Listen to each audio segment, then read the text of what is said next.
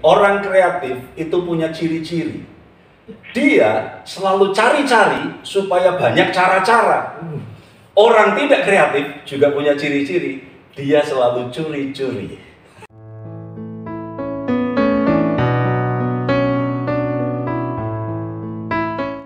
Shalom Bapak Ibu Saudara, saat ini saya bersama dengan Pak Pendeta Denny Yoga di GPDI Karisma. Ya, Kalinegoro. Ya. Kok namanya GPDI Karisma? Gimana Pak? Iya, karisma itu adalah anugerah ya, karunia, dan kemudian karisma juga bicara karunia-karunia. Jadi kita punya visi bahwa kita gereja yang mengembangkan karunia, karena gereja itu kan tidak bisa hanya bicara karakter, tapi karunia juga penting. Tapi karunia tanpa karakter juga sesuatu yang nggak imbang. Jadi kita mau membangkitkan karunia-karunia agar bekerja dalam pekerjaan gitu ya. Sudah berapa lama Pak untuk mengembalakan tempat ini? Ya, kalau saya mengembalakan itu mulai 2004 ya, 2004. Memang waktu itu saya meneruskan perintisan orang tua ya. Jadi 2004 tempat ini diserahkan kepada saya dan masih dalam bentuk rumah, belum ada bangunan gereja seperti ini. Dan kehadiran jemaat ya sekitar 40-an ya kalau minggu ya, sekitar 40-an. Dan kemudian ketika 2005 saya mengembalakan, ayah saya dipanggil Tuhan. Jadi 2005 mengembalakan, ayahnya dipanggil Tuhan. Nah, 2004 diserahkan, 2004 ayah saya dipanggil Tuhan. Oh gitu. Tapi memang dari kecil Bapak punya hati untuk melayani gitu atau gimana ceritanya Pak? Atau memang disuruh sama ayah atau gimana kok mau menggantikan gitu? Ya, kalau pelayanan itu justru saya nggak punya gambaran bahwa saya akan menjadi seorang hamba Tuhan, karena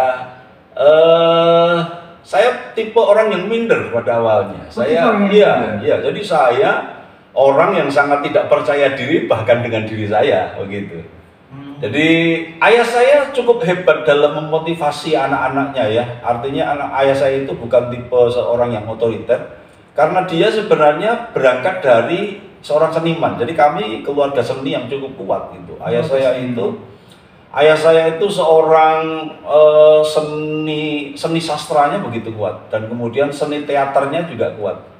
Jadi W.S. Rendra, Pak Darwanto Yatman, Pak, kalau pernah dengar seorang artis yang namanya Amoroso Katamsi yang memerankan Pak Harto di film G30 SPKI, itu teman-temannya beliau. Jadi beliau orang teater, beliau itu orang seni. Dan kemudian biasa berpuisi, kumpulan puisinya ada bukunya, sehingga dia juga seorang pelukis. Jadi karakter dan talenta seninya kuat di dia gitu. Dan ketika ayah saya membesarkan anak-anaknya, perjalanan dia untuk menjadi seorang gembala pun cukup panjang. Ayah saya jadi gembala itu saya sudah umur 9-10 tahun. Iya. Baru kemudian beliau itu tergerak untuk sekolah teologi ya. Begitu. Awalnya beliau guru SMA Kristen ya. Guru SMA Kristen 1 Magelang. Ya, guru bahasa. Jadi beliau berlatar belakang sarjana muda bahasa Indonesia, sehingga ngajar di sana, dan kemudian dalam perjalanan kemudian terpanggil lah menjadi hamba Tuhan. Kalau anaknya ayah Bapak ini berapa? Nah, kami 3 bersaudara ya. Kami 3 bersaudara, saya yang paling tua. Kemudian yang kedua itu juga dulu kerja, tapi sekarang sudah full time juga melayani Tuhan, gitu. Hamba Tuhan juga? Iya, hamba Tuhan tapi tidak mengembalakan ya. Istri beliau itu adalah seorang ketua yayasan, namanya Jenius Cara Alkitab, dan rupanya Jenius Cara Alkitab itu cukup ngetop sih kalau di media. Iya, itu adik ipar saya. Iya, itu adik ipar saya. Gitu. Jadi suaminya Bu Grace itu adalah adik saya. Kemudian adik yang ketiga adalah Ibu Gembala Betani Magelang.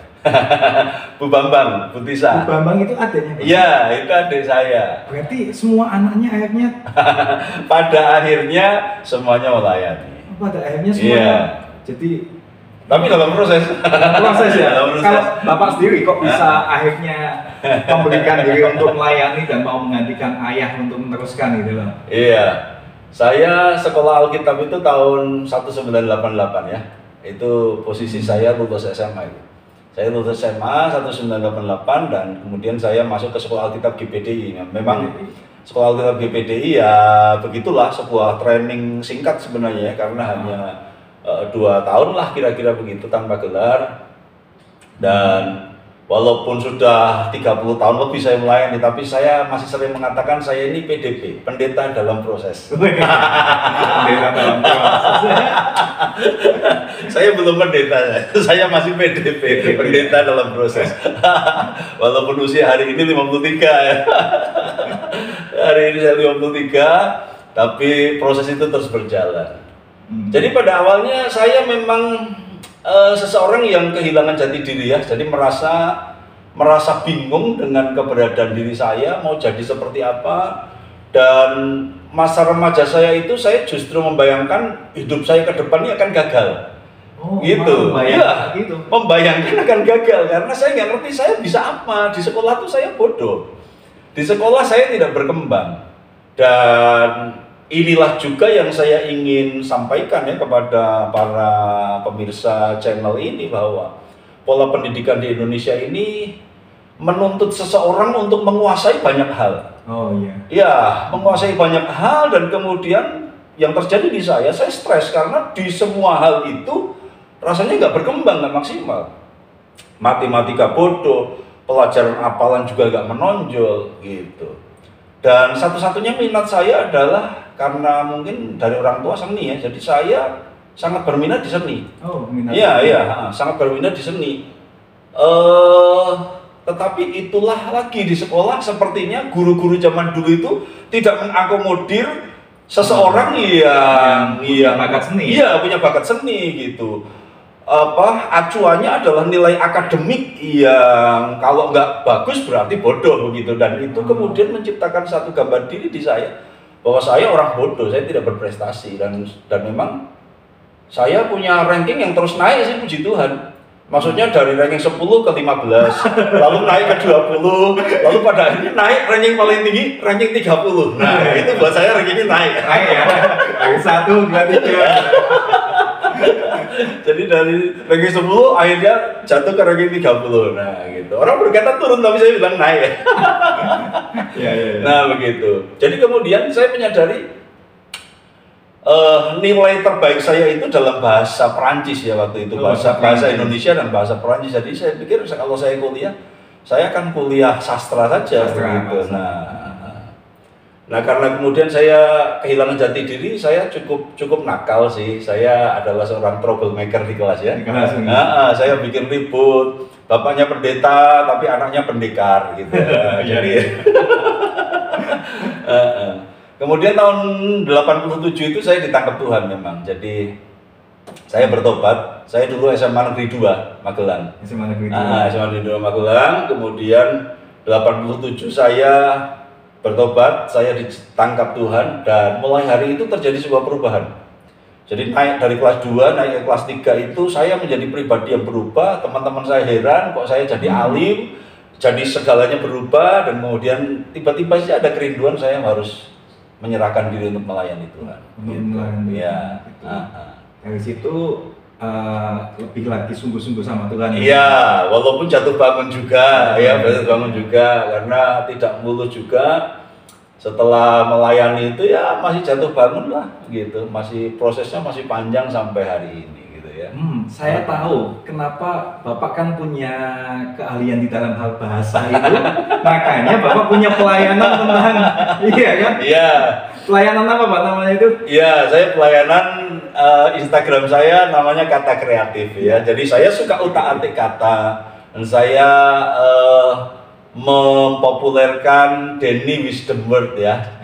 Jadi ada satu hikmat yang out of the box wisdom, jadi hikmat yang keluar dari kotak, yang gokil, yang usil, yang nyentil. Jadi follow Instagram saya. Follow Instagramnya. Kata Kreatif ya. Kata Kreatif. Oke. Jadi saya suka menyampaikan pesan dalam bentuk utak-atik kata lah. Iya, pakai bahasa-bahasa yang nyeleneh kayak gitu ya Pak ya. Ya. Plesetan-plesetan yang rohani ya.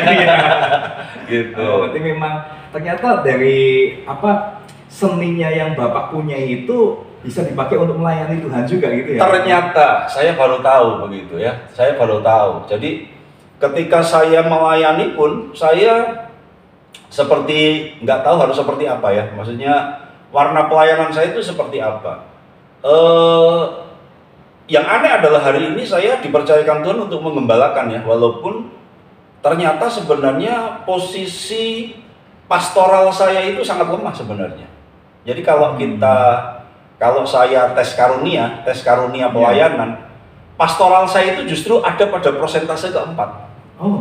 Persentase pertama itu pengajaran. Saya seorang pengajar.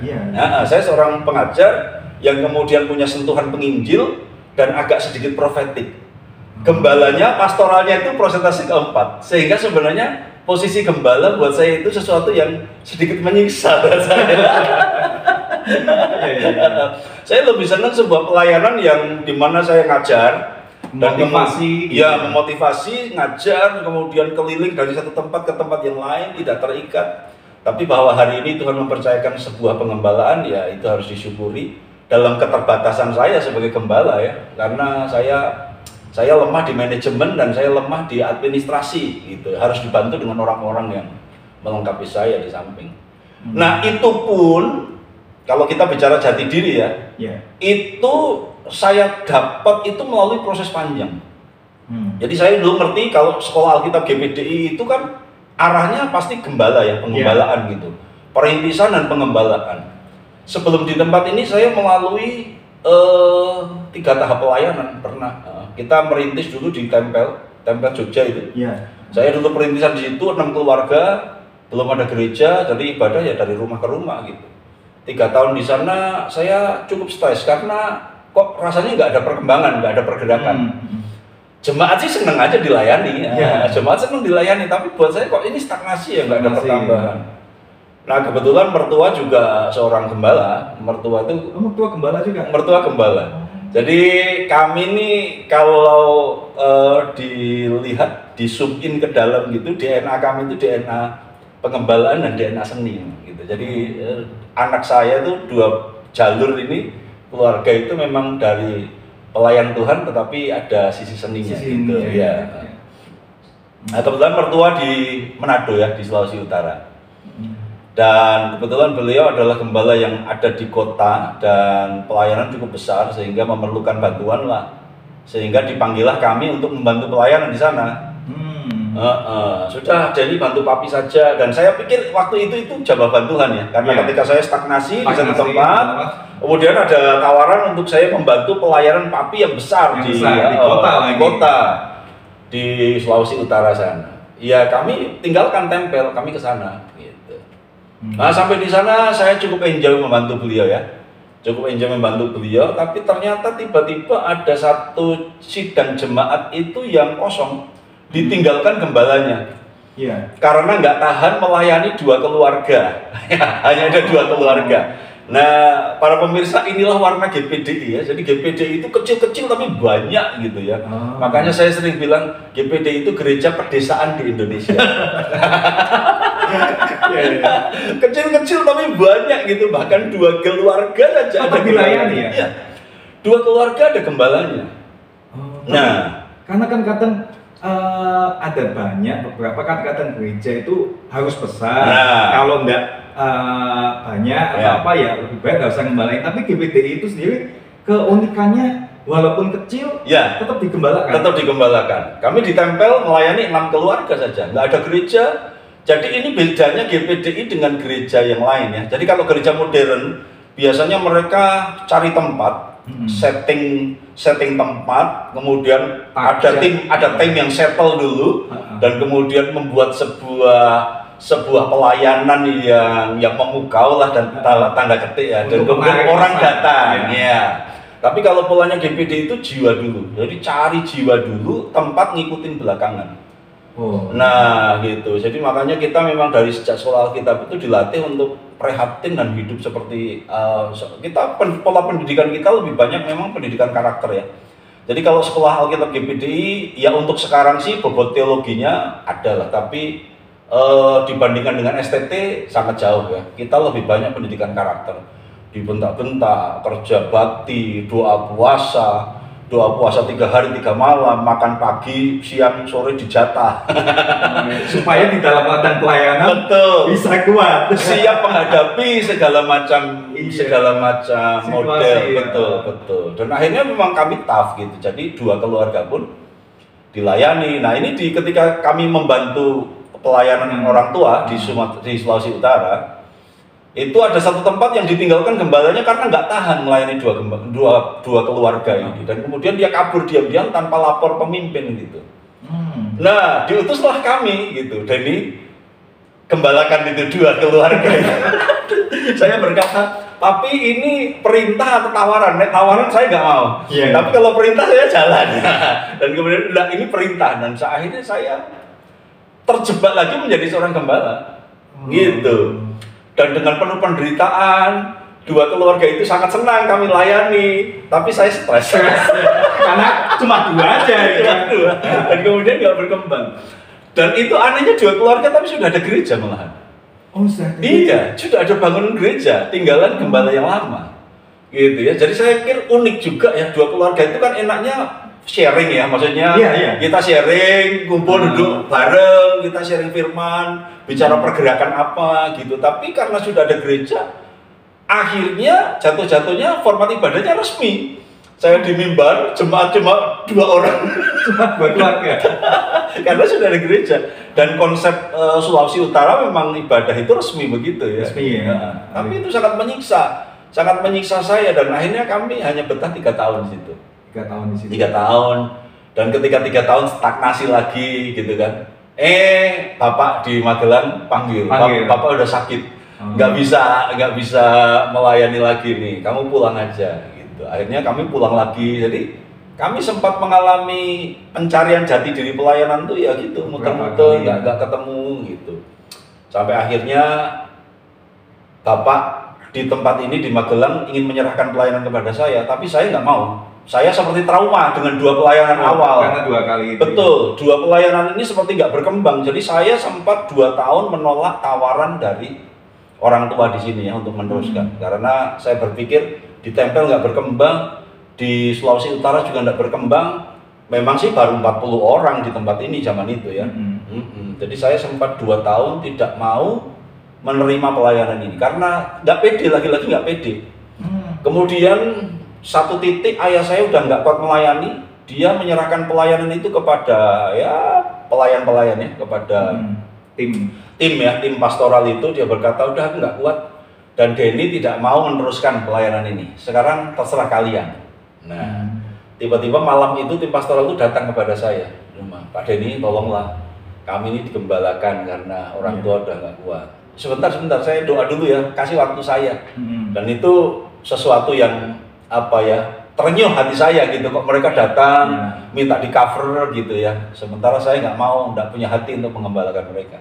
Saya doa, kemudian saya konsultasi dengan satu orang senior, dan rupanya senior itu meneguhkan saya gitu. Sebelum saya tanya, dia udah ngerti, marifatnya keluar gitu. Dia bisa menilai kegalauan saya, berkata kamu datang ke sini karena galau, karena dia nggak ngerti masalah saya, dia beda denominasi juga gitu, dia di luar kota. Saya memang sengaja cari orang yang nggak ngerti juga saya. Kemudian dia bilang, kamu datang sini karena galau, kamu nggak percaya, kamu mau dikasih tongkat tapi kamu ragu-ragu, kamu nggak ngerti pakai tongkatnya. Iya benar Pak, itulah situasi saya. Kemudian dia support saya, dia blessing saya, dan kemudian saya terima pelayanan ini. Gitu. Saya terima pelayanan ini, dan rupanya puji Tuhan ya, dari 2004 saya mengembalakan di tempat ini. Ketakutan saya itu nggak terbukti, dan puji Tuhan kok ada perkembangan gitu. Berkembang. Akhirnya tak simpulkan, oh berarti aku tidak kuat ngerintis. Pengembalaannya bisa. Iya. Merintisnya yang berat. Saya pada akhirnya mengatakan ya, saya harus jujur mengakui saya nggak kuat merintis dengan dari bawah apa adanya. Ya kalau sekedar meneruskan rupanya bisa gitu. Dan oleh anugerah Tuhan ya. Oleh anugerah Tuhan tempat ini berkembang sampai hari ini. sekitar berapa? Iya, kalau sekarang angkanya udah di 200 ya, sampai bayi ya. Sampai di bayi itu 200 lah gitu. Dan kemudian bisa tertata dengan baik. Dan ayah saya sempat melihat pergerakan itu 1 tahun ya sebelum beliau meninggal ya. Nah, begitulah kisah pelayanan yang penuh dengan lika-liku, suka duka. Tapi selama pengembalaan pasti ada tantangannya ya Pak ya? Iya. Apa itu Pak? Iya, wah pasti. Jadi kalau pengembalaan itu pasti ada tantangan ya, baik dari luar juga baik dari dalam. Ya, kalau dari luar itu ya sempat ketika kita membangun tempat ada tantangan ya, ada tantangan itu secara tantangan dari luar. Tapi kita bisa selesaikan lah sampai hari ini dengan pendekatan masyarakat, dengan apa yang kita bisa buat mereka. Mereka pada akhirnya justru mengakui gereja ini sangat berdampak ke masyarakat gitu kan. Ya. Karena kita bisa memberikan sumbangsi, memberikan pelayanan sosial kepada mereka, mereka bisa. Jadi artinya tantangan dari luar itu bisa diatasi. Nah, kalau tantangan dari dalam ya biasa ya, artinya ada pro dan kontra, ada apa ya, salah paham antar pelayan gitu, antar jemaat. Tapi overall sih masih bisa tertangani, masih bisa tertangani. Jadi kalau saya melihat pelayanan saya di sini lebih kepada diri saya sendiri. Jadi musuh terbesarnya adalah diri kita sendiri, paradigma kita, jati diri kita, gambar diri kita itu yang harus terus dibangun dan dipulihkan. Gitu. Nah, saat ini tuh kadang kan memang ada juga banyak orang-orang yang di dalam dirinya untuk mengembalakan memang mereka paling sulit kalau pinginnya mesti jadi penginjil, ya kan? Kayak penginjil, ya kan? Pengkhotbah jalan, gitu. Tapi untuk mengembalakan sulit. Mungkin apa ya Pak? Mungkin bisa menyampaikan untuk tips untuk orang-orang yang mungkin saat ini mungkin dipanggil untuk mengembalakan, tapi mereka nggak mau. Oke. Gimana Pak? Oke. Pemirsa, saya kasih kata kreatif ya. Jadi saya punya kata kreatif. Pelayanan itu bukan pentas, pelayanan itu bukan jalan pintas, dan pelayanan itu harus pantas. Nah, kira-kira seperti itu. Jadi pelayanan itu bukan sebuah jalan pintas memang. Jadi saya pun memahami bahwa gini, kalau GPDI itu kan nggak ada istilah pensiun ya. Tidak seperti gereja-gereja teman-teman kita Protestan yang ada masa pensiun dan kemudian pendeta itu emeritus. Tetapi bagi saya sudah menyiapkan masa itu. Maksudnya dalam satu titik saya harus berhenti mengembalakan. Melayani nggak boleh berhenti nih sampai mati. Iya, melayani tidak boleh berhenti sampai akhir hayat. Tetapi mengembalakan harus ada titik berhentinya. Artinya dalam satu titik saya harus jadi senior pastor aja. Dan tugas saya sekarang ini adalah membangkitkan pemimpin-pemimpin kan begitu. Jadi ketika saya ternyata berat untuk mengembalakan, tetapi bahwa ini harus diurus, ini harus dikerjakan.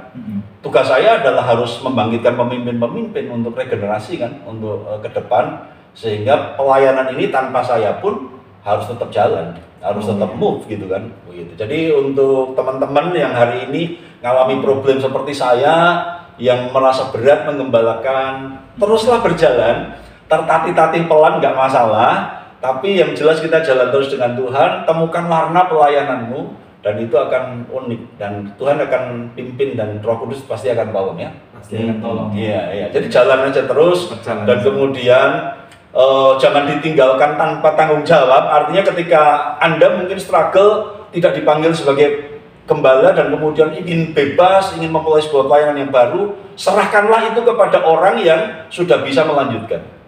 Gitu. Harus tetap ada orang yang bisa dipasrai untuk mengerjakan pelayanan. Di tempel dulu kami tinggalkan juga kami serahkan kepada orang yang bisa dipercaya. Waktu di Sulawesi Utara kami akan balik, kami serahkan lagi kepada orang yang bisa dipercaya dan ternyata lebih berkembang di tangan dia gitu. Berarti kita sebagai gembala pun tetap harus memikirkan bagaimana tongkat estafet pengembalaan itu tetap berjalan. Betul, gitu, Pak, ya? Betul, iya. Saya mencontoh pola ayah saya. Jadi ayah saya menyerahkan pelayanan ini ketika beliau masih hidup. Karena maaf teman-teman GPDI yang nonton channel ini ya, GPDI pada umumnya serah terima pengembalaan itu terjadi ketika si senior sudah meninggal. Oh, itu ada sedikit kelemahannya ya gitu ya Pak? Ada kelemahannya. Ya bersyukur di beberapa tempat ketika itu terjadi aman-aman saja sih. Saya melihat beberapa tempat yang cukup besar belakangan ini ketika dari senior diserahkan ke junior tanpa disiapkan awal ya. Puji Tuhan dalam anugerah Tuhan aman, tetapi tidak sedikit juga yang mengalami trouble ketika itu tidak disiapkan. Jadi seperti Musa menyiapkan Yosua, Musanya kan masih hidup, iya kan? Iya, Tuhan ngomong serahkan dia Yosua. Elia sama Elia juga gitu. Elia masih hidup, Elisa sudah dipersiapkan. Gitu kan? Tuhan Yesus masih hidup, dia juga mempersiapkan 12 murid. Jadi ketika dia naik, pelayanan langsung di-tackle murid-murid kan gitu. Jadi keunggulannya pada waktu kita masih hidup, kita sudah mempersiapkan generasi selanjutnya. Betul. Kita bisa memberikan arahan lebih lagi. Betul, gitu ya, betul. Kita bisa monitor, kita bisa cover, masih bisa mengawal mereka. Ya, ngasih masukan. Nasihat ya, betul, betul. Oh iya. Kalau enggak, gereja rapuh itu, rapuh dan rawan yang begitu. Iya sih. Tapi enggak cuma GBTI, semua gereja-gereja harusnya seperti itu. Iya.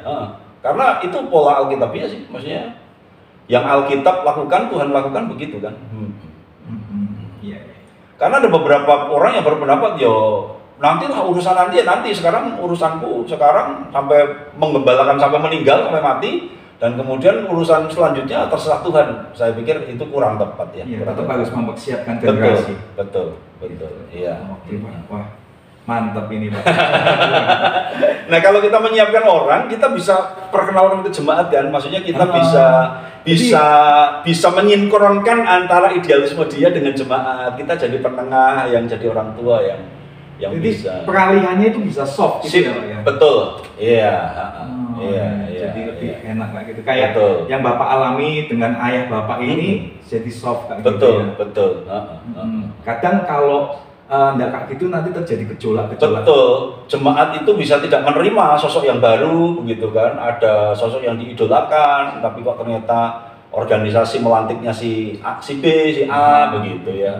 Gitu. Iya. Jadi nggak boleh tiba-tiba menurut saya sih peralihan dan pergantian itu ya. Ya mungkin Pak yang terakhir untuk generasi-generasi selanjutnya Bapak, saya minta ada beberapa patah kata kreatif untuk generasi-generasi yang lebih lanjut ini untuk mungkin meneruskan pelayanan Bapak-bapak rohani yang mungkin bisa sampaikan Pak. Ya. Oke, jadi teman-teman pemirsa channel ini, pelayanan itu bukan pelayanan. Tahu pelayanan ya? Pelayanan itu dalam bahasa Jawa lari-larian. Main-main. Pelayanan bukan pelayanan. Jadi pelayanan itu bukan pelarian begitu. Makanya kepada teman-teman muda yang terlibat dalam pelayanan, ayolah sungguh-sungguh sama Tuhan. Karena pelayanan itu sesuatu yang mulia, sesuatu yang suci. Yesus datang ke dunia untuk melayani kita, sehingga kita juga harus melayani dia begitu. Kita harus menjadikan pelayanan itu sebagai gaya hidup. Dan kiranya kita bisa terus berjalan bersama dengan Tuhan. Dan sekali lagi, karena pengalaman saya jati diri itu sangat penting, jadi temukanlah jati dirimu di dalam Tuhan. Mau warna pelayanan, mau warna bisnis, itu sebenarnya jati diri. Iya, teman-teman yang bisnis juga pasti harus menemukan satu titik di mana engkau punya chemistry terhadap bisnis itu begitu. Dan beberapa Anda mungkin pernah mengalami bisnis A gagal, B gagal, dan ternyata baru berkembang di C begitu kan. Jadi mau bisnis, mau pelayanan itu adalah sebuah identitas. Karena Tuhan mendesain kita tuh unik sebenarnya. Unik dan tidak ada duanya di alam semesta ini.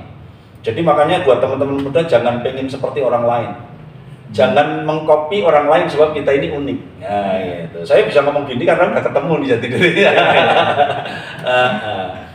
Saya karena ngerti pengajar, saya pernah salah juga. Karena saya ngerti desain saya ini pengajar, seorang motivator begitu. Saya pernah terjebak ngajar sekolah, jadi guru akademik di SMP Pantai Kosta ya, guru agama. Karena saya pikir saya kan guru, karunia saya guru pengajar. Jadi saya tak ngajar karena ada tawaran. Dan ternyata hanya 1 semester saya tahan, dan kemudian saya resign lagi. Dan ternyata pengajaran saya bukan pengajaran sekolah gitu, bukan pengajaran akademik. Saya pengajaran praktis yang langsung di lapangan. Dan itu yang terjadi. Jadi jati diri itu penting ya. Temukan jati diri. Jati diri, iya. Jangan sampai kita ikut-ikutan dan kemudian boleh mengidolakan seseorang, tetapi jangan ingin menjadi sama seperti dia, tapi jadilah berbeda dengan dia. Kalau bisa lebih dahsyat. Mantap. Terima kasih Pak Denny Yoga. Sama-sama Pak. Bapak Ibu Saudara, ada banyak kata-kata hikmat dan kata-kata yang menginspirasi pastinya.